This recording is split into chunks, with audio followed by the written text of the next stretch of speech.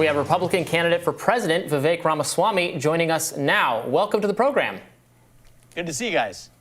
Well, let's get right into it. We've obviously been covering the Israel-Palestine conflict quite a bit on the show. You've said that U.S. aid to Israel should be contingent on their plan for Gaza. You know, there is disagreement on the right now about what should be the U.S.'s foreign policy more broadly. We talked earlier in the show about Ben Shapiro clashing with Tucker Carlson, Tucker being more of a voice for restraint, Ben Shapiro, wanting to give Israel whatever it needs and then some.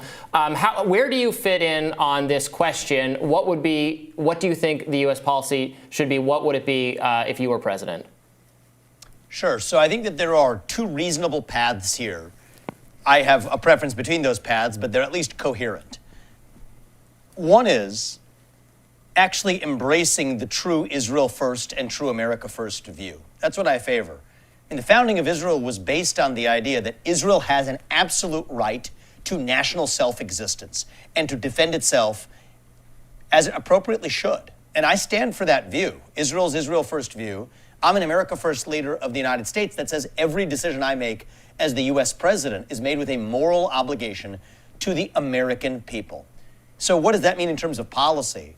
I think we should provide Israel a diplomatic iron dome that stops any other country or the UN or anybody else criticizing or getting in the way of Israel substantively defending its own homeland.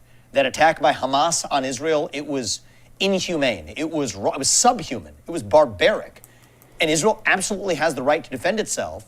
And our job can be a diplomatic one to give Israel the air cover that it needs diplomatically to be able to do that. I think that's the cleanest solution for all. I think that we have been wrongfully engaged with military presence in the Middle East for decades that has not served us well. However, I'm not president yet, if we're going down the path of talking about complex forms of aid, financially or militarily or otherwise, then yes, the U.S., and my job as the U.S. president will have to be to then ask demanding questions about what exactly is the plan for a ground invasion of Gaza. Is it a prolonged conflict? Is it one that results in a likely two-front war that further draws the U.S. in? We have to have clear answers to those questions so that we can clearly state this is what we will and what we won't support. Right now, I'm worried we live in the worst of both worlds, though, which is neither of those two reasonable options, but a third reasonable option that vaguely has some ill-defined financial and military commitments when we don't even understand what exactly those objectives are. So do I think Israel has to answer to the United States? No. Israel doesn't need the U.S. permission to do what it needs to advance its own interests. But if there's going to be a serious discussion about U.S. involvement, then yes, it's the job of the U.S. to ask those questions. I think that's a coherent position. It's my view. It's one that probably other Republicans, some of them behind closed doors, would share if they weren't so scared of their own shadows in being labeled anti-Israel if they say this. The irony is that this isn't anti-Israel. This is deeply pro-Israel, aligned with the original founding vision of Israel itself, that it has the right to defend itself. And that's what I stand for. I'm an America First leader, and I endorse Israel pursuing an Israel First agenda as well. So help me understand your distinction between yourself and other candidates. It does seem to me that constructively what you're saying is that the U.S. would continue to fund the Iron Dome. It provides around $3.8 billion of military aid to Israel, including for that purpose every year. And so it does sound like you're in line with the Republican and Democratic establishment in continuing funding, military funding for Israel. Is that right? Yeah, so I was using an expression of the diplomatic Iron Dome. So what does that mean to you? It was a turn of phrase. So fair enough. If it was unclear, let me explain it. What I mean by that is, there's been a long habit of the UN and other institutions pressuring Israel to take steps that would not allow it to fully defend itself, creating a false equivalence between Israel's national self-defense and the actions of Hamas or the other terrorists who target Israel. So my view is we should diplomatically, as a matter of diplomacy, stand publicly at the UN or otherwise in favor of Israel's ability to come to its own national self-defense. Okay, I think I understand. Without any U.S. involvement. So, there's the physical Iron Dome. I use the phrase the diplomatic Iron Dome, providing that level of diplomatic air cover. Right. That's so my our follow-ups would then be, would you then cut funding? Would you stop funding Israel to the tune of about $3 to $4 billion a year, the way we have been doing historically? And also on the point of what the perhaps limits of Israel's right to defend itself. The question on the international community and before the UN is whether or not Israel's acts are in fact in self-defense for two reasons. One is that at this point, there has been a disproportionate response when you look at the number of people killed in the horrific events of October 7th, which is around 1,400 Israelis, versus now verging on 6,000 people of Gaza, innocent women, children, civilians that have been killed in that attack. Is it the case that at some point Israel's actions against the people of Gaza is no longer rightly considered to be self-defense in a way that would then justify the UN's attempt at having a humanitarian pause that the U.S. did veto? So I reject both the left-wing criticism as well as the neocon bloodthirst here. The left-wing criticism, though, is this idea of proportionality. I reject that because it almost pretends as though those things were happening at the same time. They weren't. Israel was struck, minding its own business, struck by a terrorist group, really, that killed 1,000+ innocent civilians. And so Israel absolutely has a right to fully send a deterrent signal to make sure that can never happen again. Are there any limits on that? My view is, what's that? Are there any limits on that signal? For example, if they were That's to for Israel to kill determine. every, I'm sorry? That's if they were to kill every Gazan, Israel for to instance. determine. So with the U.S. backing and support, the international community and the U.S. should stand by, just hypothetically, if all 2.3 million Gazans were killed. But this is where I come out. This is where I just want to come out to be consistent. This is exactly why I think the U.S. should not be engaged militarily. So, if the U.S. is engaged militarily. Then. So the question then is, if Israel, using U.S. tax dollars, were to do something in violation of international law, like killing every Gazan, or let's use an example that's currently ongoing, since that obviously hasn't happened. But Israel's not doing that. Right no, now. That's why I said let's use an example that's actually happening, which is the collective punishment.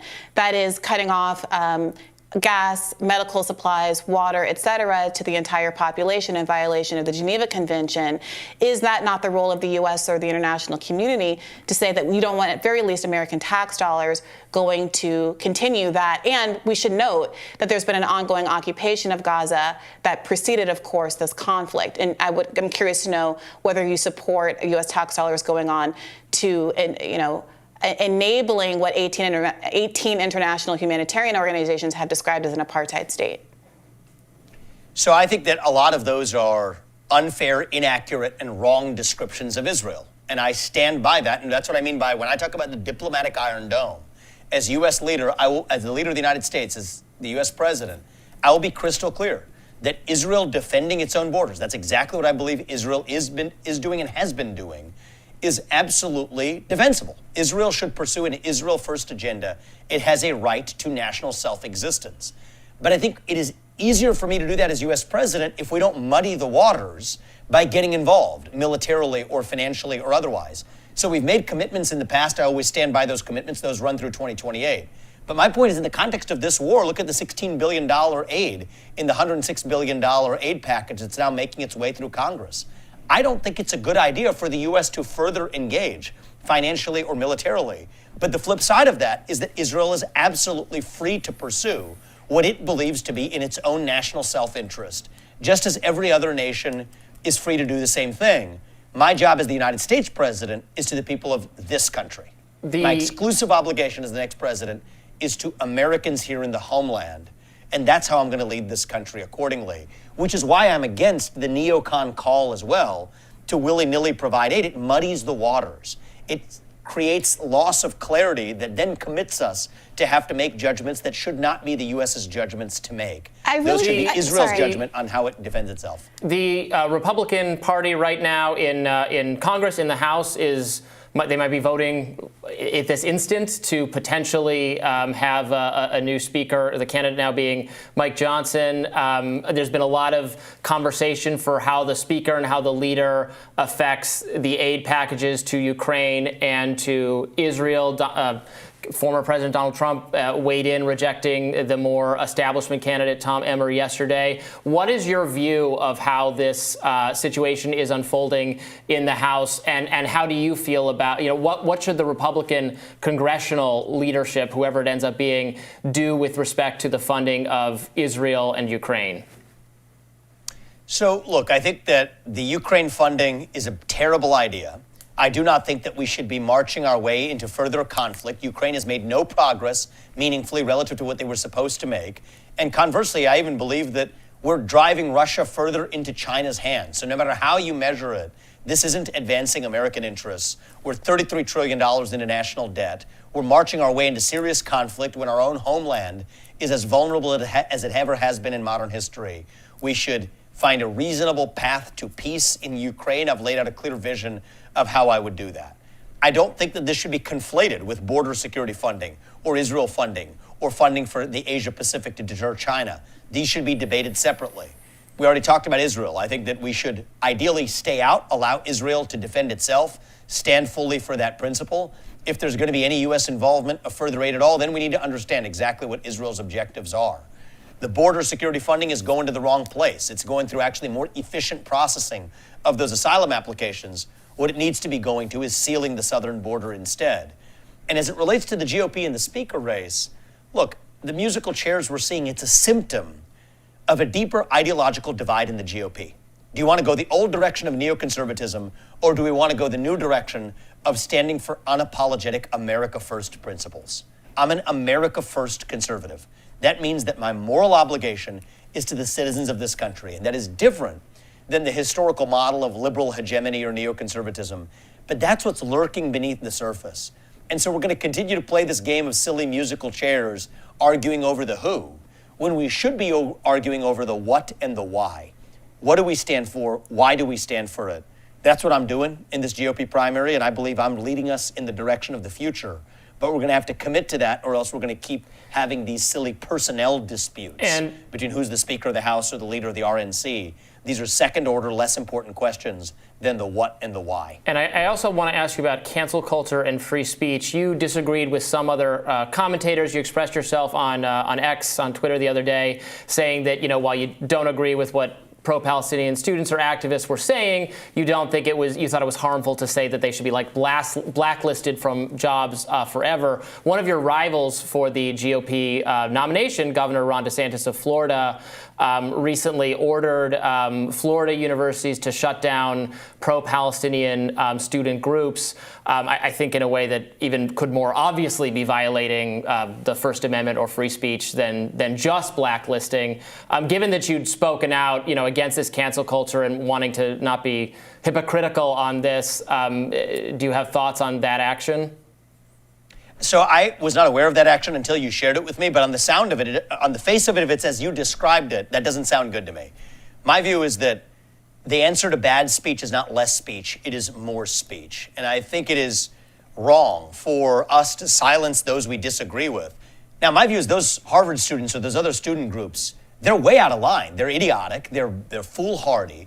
They're on the wrong side of this question. And I reject the premise that somehow Israel is responsible for what happened to Israel. No, Hamas is responsible, and that's the answer. But the way we do this in the United States of America is through free speech and open debate. Are businesses free to decide who they hire or not? Sure, that's not a legal question in the case of businesses. But I don't think it's good for our culture when you have student groups that have made some stupid statements and boneheaded statements on a college campus. And by the way, part of college and part of youth is having the latitude to say some stupid things and learn from your stupidity. But then to ask the further question of what students were affiliated with those student groups and then turn them and put them onto blacklists, I don't think that's the American way. I don't think that's productive. And I don't think we convince any of those people by browbeating them into submission through fear either. That's the tactics that I've criticized of the radical left for the last several years. There's probably been no greater critic in America over the last 3 years of that type of left-wing cancel culture than me. I laid it out in my first book, Woke Inc. But I have to be consistent, and I don't believe in just using that in one political direction. I'm going to call that problem out wherever I see it, and I'm principled in believing that free speech and open debate, that is the path to truth. That is the American way, and I stick to my principles over politics. That's generally my view, and so whether that's a politically popular thing to say or not, I have no idea. But it is consistent with the principles that espouse the idea that in America, we settle our differences through free speech and open debate, not through the use of force, and I'll continue to stand by that now.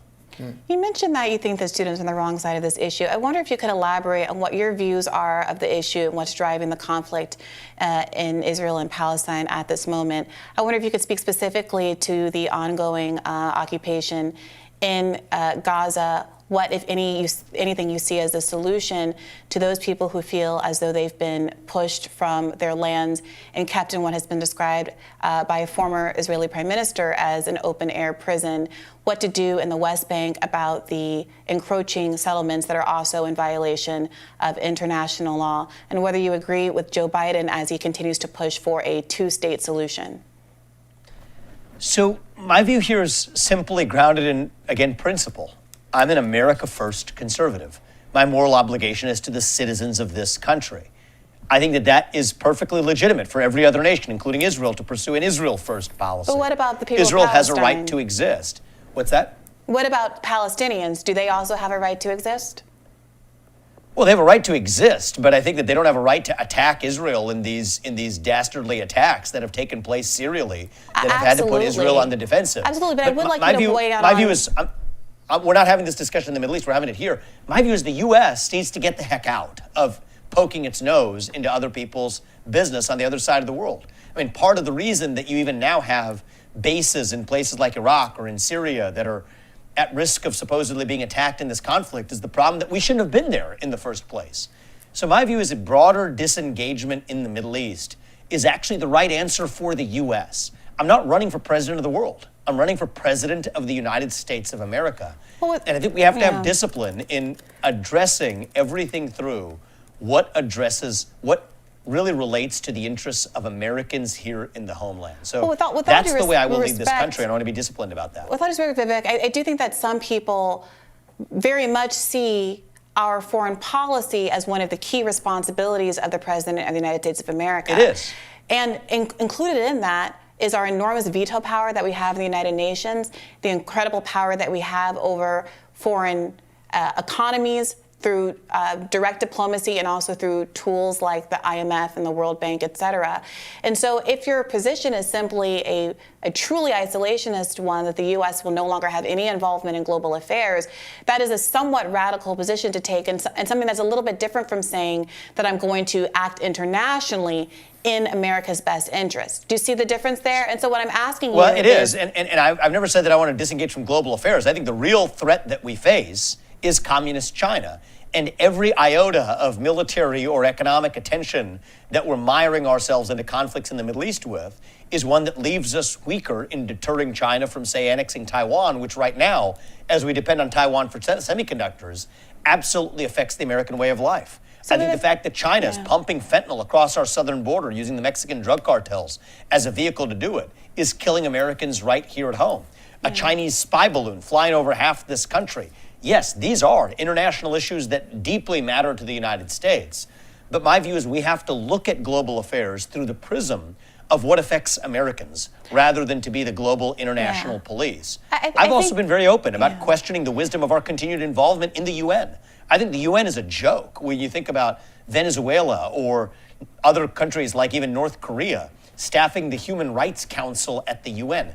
This makes absolutely no sense. And if the UN or any other institution has outlived its purpose, the WHO, I will question continued funding or U.S. involvement in any international institution that impedes U.S. sovereignty. So just so I understand, we have to look at this through the prism of U.S. interests. That's where I stand. So just to put a button on it, is it in U.S. interest to cut funding to Israel? The over $3 billion of funding that the U.S. gives to Israel every year. I understand your ideological position that they can do what they want as a country, but that is complicated by any U.S. funding. So I'm unclear about your distinction between you and the rest of the Republican field.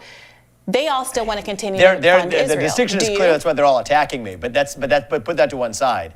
My view is the U.S. should focus on actually addressing the real threat we face, that's communist China. So cutting funding to Israel or no? Well, we have to stand by commitments we've already made. We're committed through 2028.